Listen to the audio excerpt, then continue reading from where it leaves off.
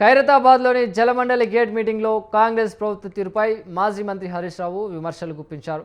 కాంగ్రెస్ ప్రభుత్వం ఉద్యోగులను, కార్మికులను ఘోరంగా మోసం చేస్తోందని మండిపడ్డారు. దేశంలో ఎక్కడా లేని విధంగా తెలంగాణలో ఏకంగా 6 డిఏలను పెండింగ్లో పెట్టడం దారుణమని ఆరోపించారు. జూన్ 2న కొత్త పీఆర్సీ ప్రకటన వస్తుందని ఉద్యోగులు ఆశగా ఎదురు చూసినా నిరాశే మిగిలిందని అన్నారు.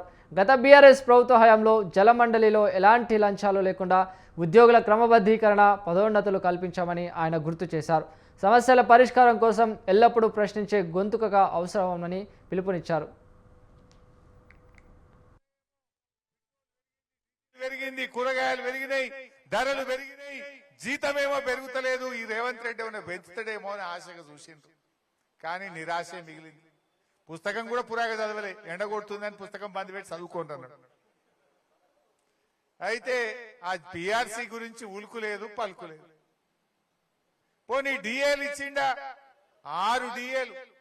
ఈ భారతదేశంలో 28 రాష్ట్రాల్లో 6 డిఏలు పెండింగ్ పెట్టిన గవర్నమెంట్ ఏదైనా ఉందంటే ఈ రేవంత్ రెడ్డి గవర్నమెంట్, ఈ కాంగ్రెస్ గవర్నమెంట్.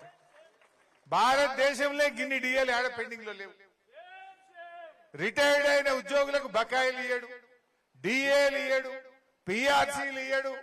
ఉద్యోగుల ఉసురు పోసుకున్నాడు. నిన్న 2 జూన్ తెలంగాణ రాష్ట్ర అవతరణ దినోత్సవం.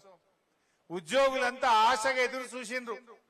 ఏమన్నా చెప్తాడేమో ముఖ్యమంత్రి, పిఆర్సీ వస్తదేమో, మా జీతాలు ఏమన్నా పెరుగుతాయేమో.